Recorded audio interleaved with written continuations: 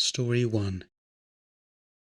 This is undoubtedly the most terrifying experience that I've encountered in my life thus far. I was 8 or 9 at the time, and staying with my sister and my 2 cousins, one girl and one boy, at our grandparents' house. They live in the desert in the middle of nowhere in Arizona, but we spent almost every weekend all together at their house. I have never had anything happen there until this experience. The 4 of us decided to sleep over in the living room, as there was more space for us all to lay. The living room was small, but still managed to fit 2 long couches and 2 love-seat type armchairs. My sister and boy cousin slept on 2 of the long couches, and my other cousin and myself rolled out blankets and slept on the floor in front of the freestanding wood stove. We snuggled up, and the soft glow of the dim lamp allowed us to drift into peaceful sleep. Suddenly, my eyes shot open in the lightly lit room for some reason. I didn't hesitate waking up, but I hadn't heard anything that would have startled me. Everything was completely silent. How long had I been sleeping? It felt like a few hours at least, though my adrenaline wasn't helping indicate how much rest I'd received. My body and mind was on an all systems go mode, and it was a surreal feeling.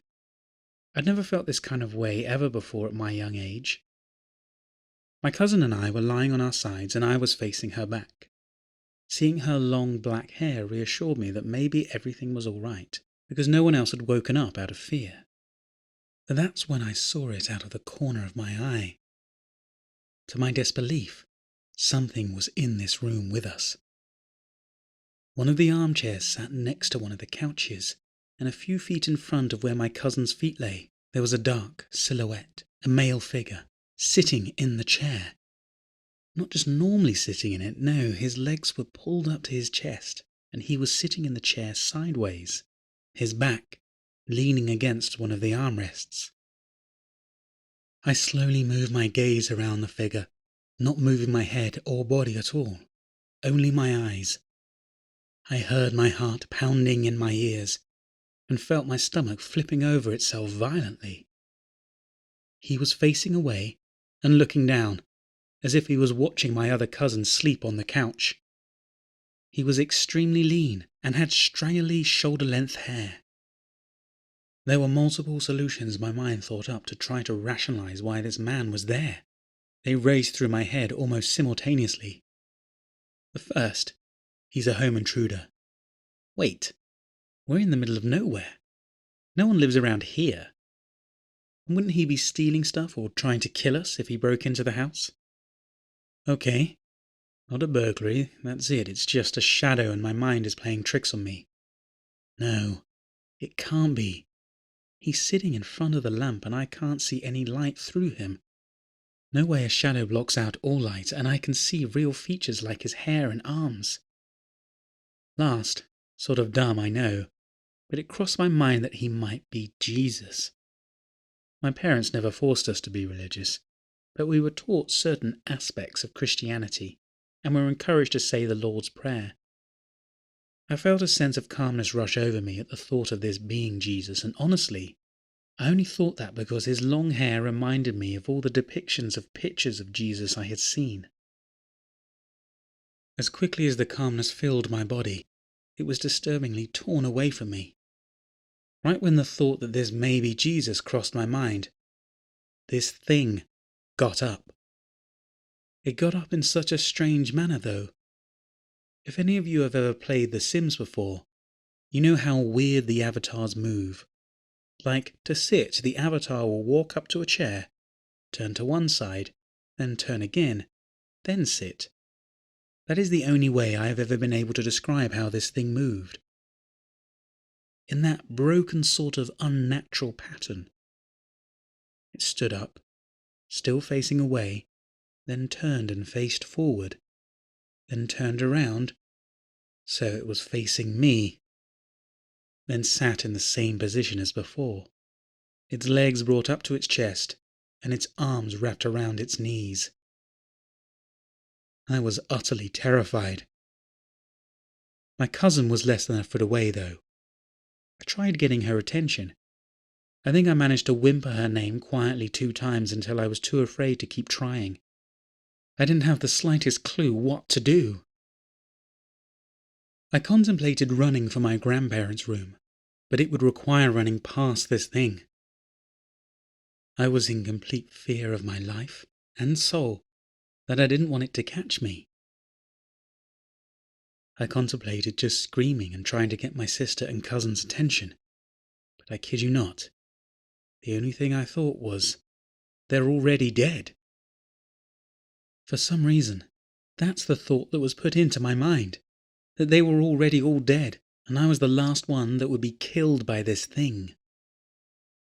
As I'm having an internal meltdown and fearing the eternal damnation of my soul, this thing begins to run its hands up and down its calves. But not just that. Its nails were scratching at its skin, and I can still remember the exact sound of its nails scraping against its flesh. Recalling it brings tears to my eyes, and I don't think I will ever be able to forget that moment. As it was scratching itself, it was still watching me. Though I couldn't make out the exact facial features, its head was positioned down as if it were looking at me. And I could definitely feel it. I don't know how long this went on for. Time was so warped and messed up. I still can't figure out how long this encounter occurred. As he continued to scratch, I heard the squeak of the rocking armchair behind me. The noise you'd hear when someone stands up out of an old chair. The exact thought that went through my mind was, you've got to be fucking kidding me. There's 2 of these? I remember at that moment I stopped breathing. I internally try to meditate and calm myself, thinking that these entities are feeding off my fear.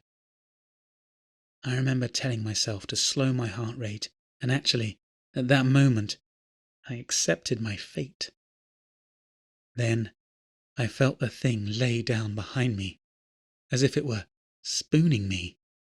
I never felt it touch me, but I felt the blankets behind me move. The biggest chill ran down my spine as I heard one elongated breath in my ear. Not only did I hear it, I felt my hair be brushed across my cheek as the air hit it. At this point, I was over it. All I could think to do was say the Lord's Prayer. So I quickly joined my hands together and mentally recited the words which I had always brushed off and joked about before. Then, I was out. I don't remember anything except waking up to daylight the next morning. I jumped up, looked around the living room, and instantly became an emotional pile of goo. I woke my sister and cousins and told them everything, and was so thankful they were okay. I have considered multiple theories of what could have happened that night. Though shadow people and sleep paralysis would be a possible theory, I don't believe that's what happened.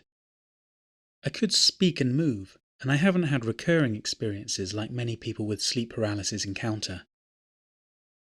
I honestly believe I came into contact with demons that night. And just for reference, my parents did educate me a little on religion, but I was never told of demons before I experienced this. Though I don't belong to an organized religion today, I do believe that there are good and evil entities out there. The last few years, I have stopped trying to block this experience from my memory, and I have accepted it, and it's made me want to research and study more on demonology. With my findings, you have to willingly allow demonic presence into your life and accept it. I believe they were demons because of how they reacted to the thought of Jesus and of me saying the prayer. I also believe that I was at the age where they were trying to afflict me and move into my life. Whatever really happened that night, I am forever thankful for the love and light for protecting me and my family, and I'm proud of myself for being strong enough not to accept them in. Story 2. I will start with a little bit of my history before I begin talking about my current experiences. My father is a medium and a psychic, and my mother has seen ghosts or whatever you want to call them and has prophetic dreams about people dying months or weeks before they happen. My sister and I have been seeing ghosts since we were children, but I don't remember much from my early childhood experiences. The first experience I can think of was seeing a shadow figure in my sister and my shared bedroom. We had electronic toys activate in the middle of the night on multiple occasions. After that, my next memories were in my teenage years. Once, I was in the bathroom looking in the mirror. I saw something pass behind me in my mum's room that was blue. I thought it was my mum in her blue pyjamas, but when I checked, she was still downstairs in her work clothes watching television. My sister has said she has seen a tall blue figure in that house that was so tall that it ducked to go through her doorway. I also saw a small animal-like creature at my grandmother's that walked towards me in her living room. In my early 20s, I was going through being excommunicated from the church that I was going to at the time, and had two terrifying experiences within days of each other. In the first, I woke up and couldn't talk or move. A black, shadowy figure was sitting on my chest, and it tilted its head back and opened its mouth wider than humanly possible. It then proceeded to headbutt me. After that, I was able to move, and I turned on the light. The figure was gone, and I blessed the room with holy water. I started sleeping with the light on, and a blessed rosary. A few nights later I woke up with 3 shadow figures on my bed. They were all between my legs, trying to enter my body. I couldn't speak or move. I tried to muster up all of my will just to move a finger. I was finally able to move a finger, and then the rest of my body. I blessed the room and slept downstairs with the television on. I got married a few months later and moved to a cross country. I lived in New England for 3 years and would see things sporadically, but nothing reoccurring. I moved to New Orleans, where I currently live. This is where I had my first long-term haunting experience. At first, it seemed non-threatening, but now I am starting to doubt that. Not long after I moved, I went back to college, so I'm able to get home relatively early. One day after morning classes, I came home to make lunch. My kitchen is joined with the dining room and has a connection to the living room. As I was cooking, I see someone about the same size as my wife peek around the corner at me. I said, "You're home early?" No one responded. I went out to the living room, and no one was there. I texted my wife, and she was still at work. At the time, it didn't seem menacing, so I just brushed it off. The same thing happened sporadically about 5 or 6 times before things started escalating.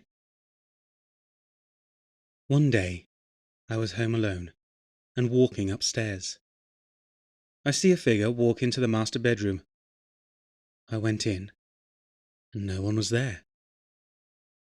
A few days later, I was cooking in the kitchen, and I heard what sounded like my wife's voice yelling my name from the living room. She was still at work, and no one was there. Whatever this was, it was interested in me. It knew my name, and could mimic my wife. It was starting to scare me, but I was trying to ignore it as much as I could, with hopes it would stop.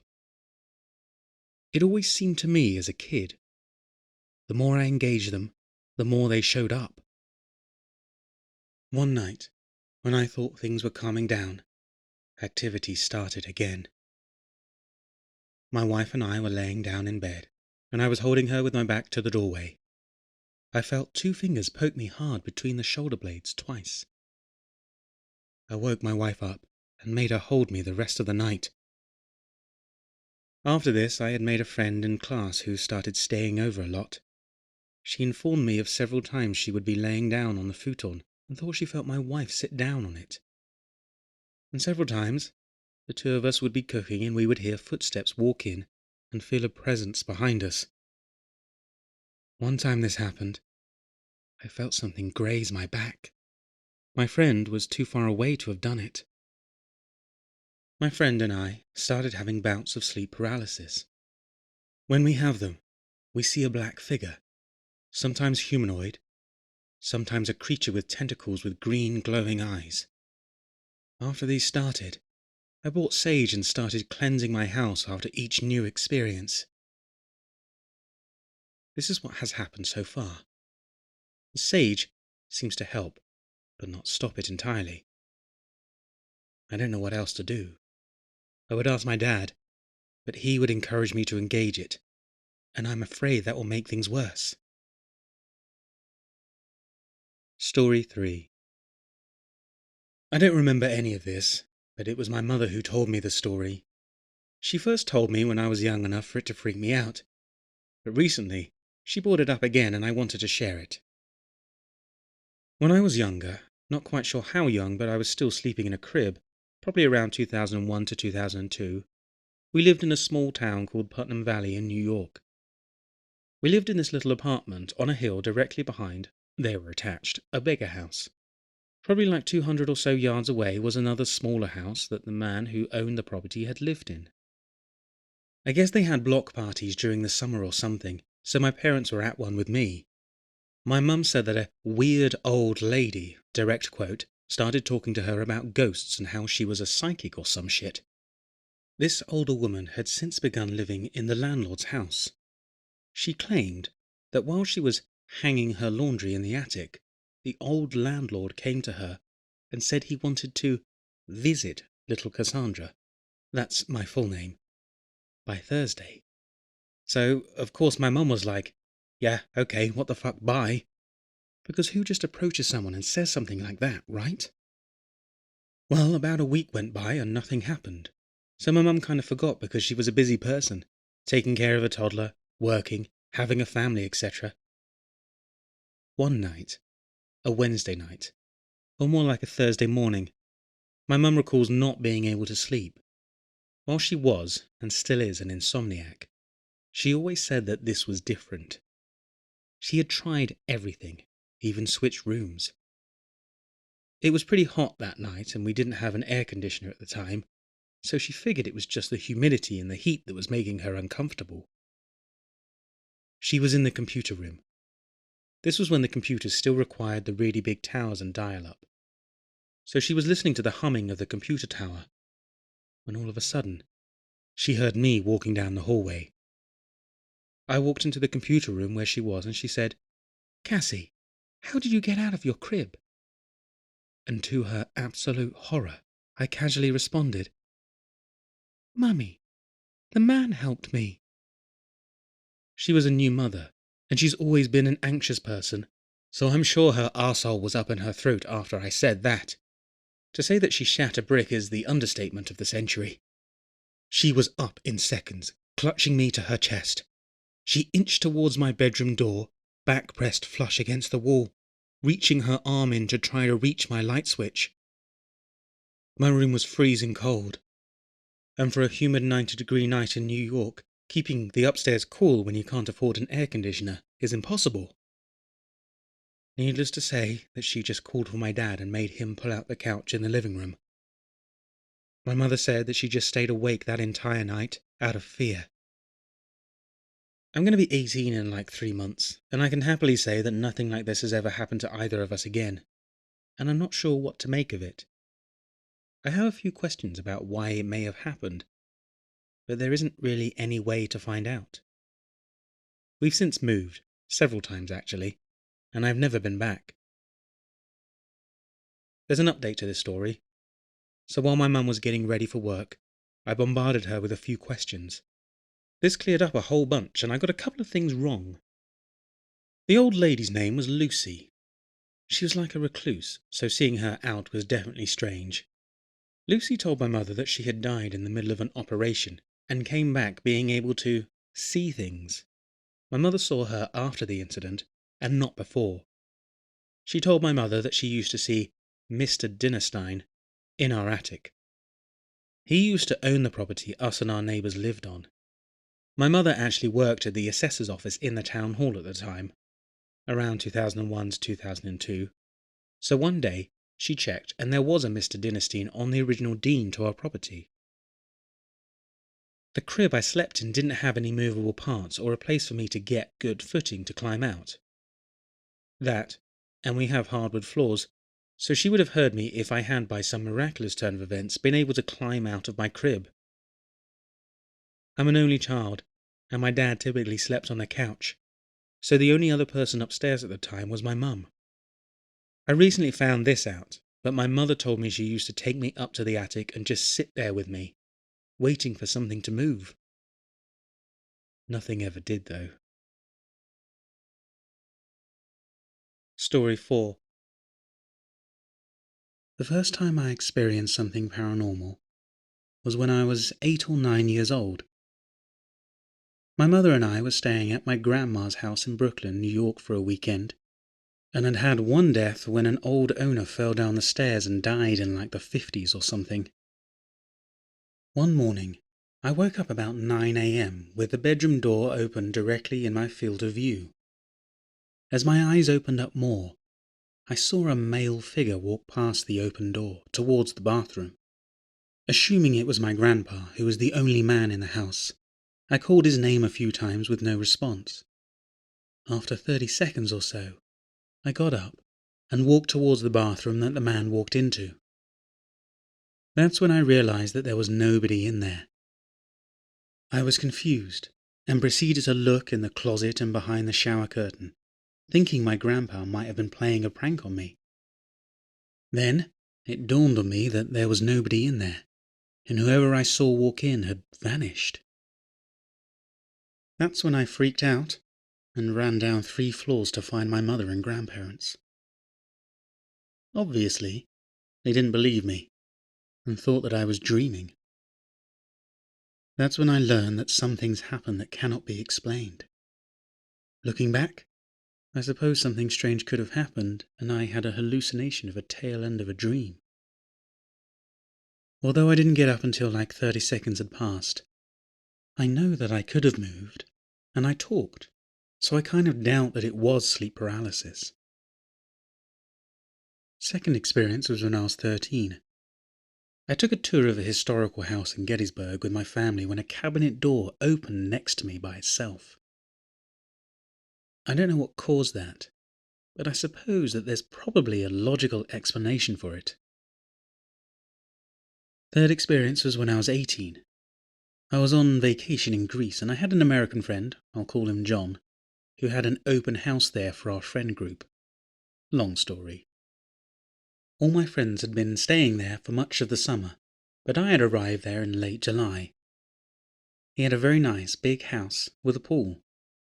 Every teenager's dream party house, am I right?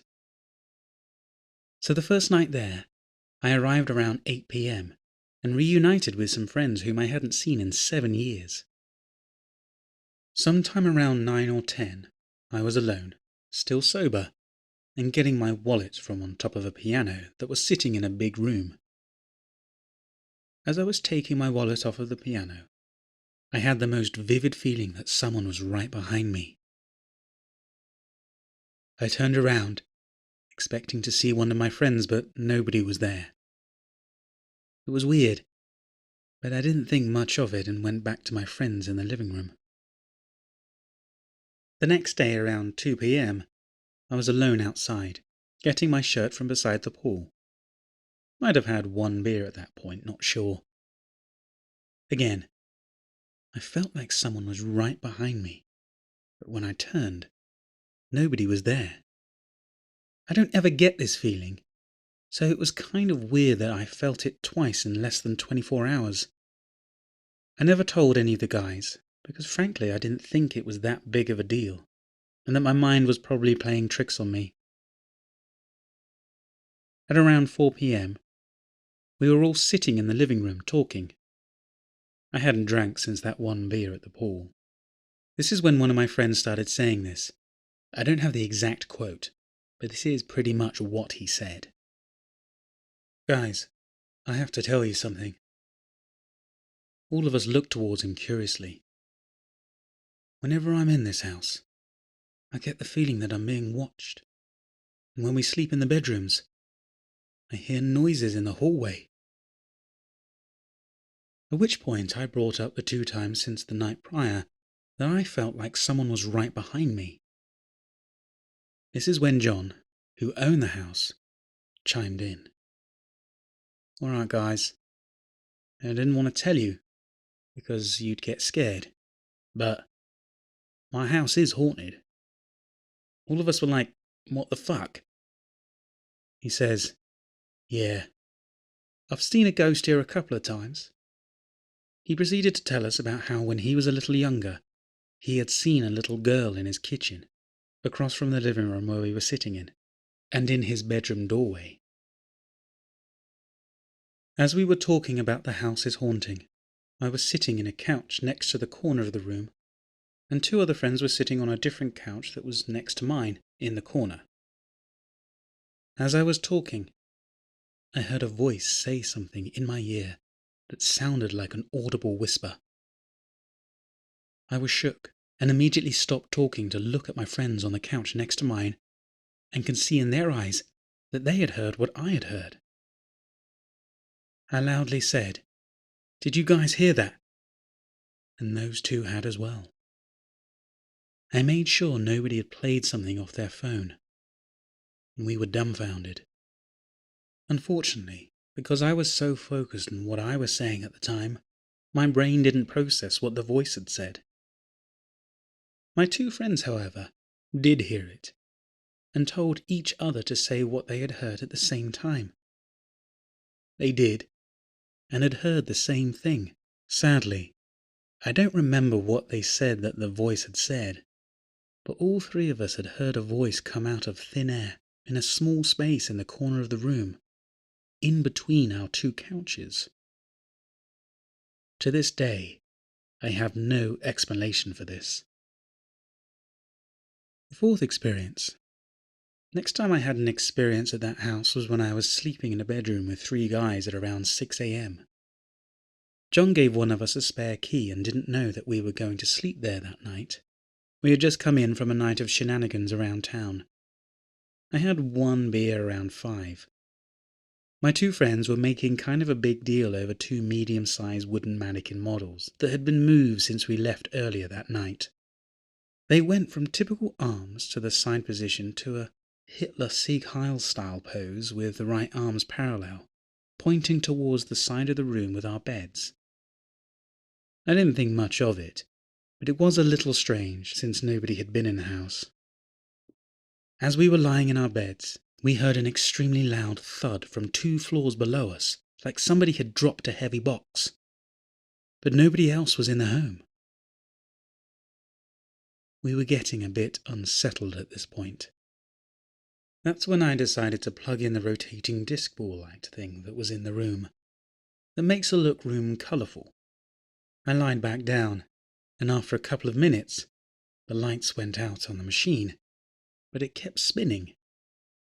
I got up, turned it off and on, and it was working again. I lied down, and 2 minutes later, it did it again.